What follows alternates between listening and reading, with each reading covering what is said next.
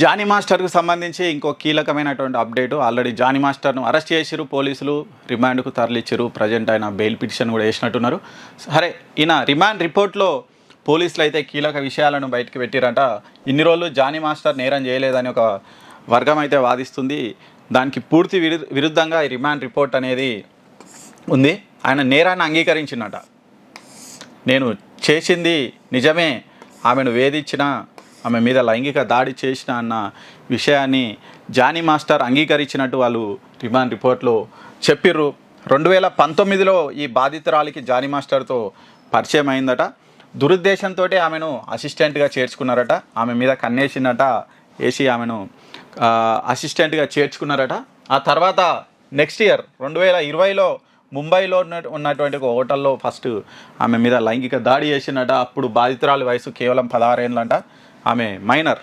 ఆ టైంలోనే ఆమె మీద లైంగిక దాడి చేసినట జానీ మాస్టర్. ఆ తర్వాత ఈ 4 సంవత్సరాల్లో చాలాసార్లు ఆమె మీద లైంగిక దాడి చేసినట. ఒకవేళ నా ఆట వినకపోతే నీకు అవకాశాలు లేకుండా చేస్తా అని కూడా బెదిరించినట్టు రిమాండ్ రిపోర్ట్లు అయితే చెప్పిరు. సినిమా ఛాన్సులు రాకుండా నేను అడ్డుకుంటా అని అడ్డుకున్నారట కూడా. ఆమె యాంటీగా, అంటే నేను ఈ పనికి నేను లొంగను అన్నప్పుడు ఆమెను బెదిరించి సినిమా ఛాన్సులు రాకుండా కూడా అడ్డుకున్నారట.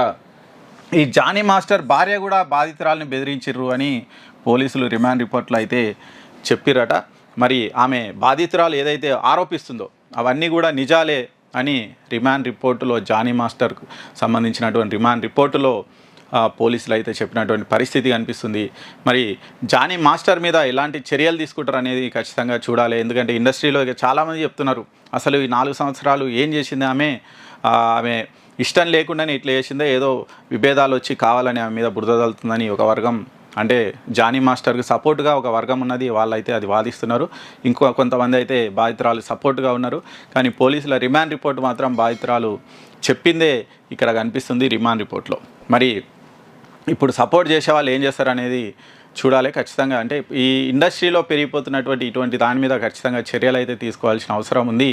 మరి జానీ మాస్టరు, అంటే కష్టపడి ఎదిగినటువంటి జానీ మాస్టరు ఇలా ఒక ఇలాంటి, అంటే వ్యక్తిత్వాన్ని తగ్గించుకునేటువంటి కొన్ని పనులు చేసి ఆయన ఉన్నటువంటి వాల్యూ అనేది తీసుకున్నటువంటి పరిస్థితి అయితే మనకు కనిపిస్తుంది.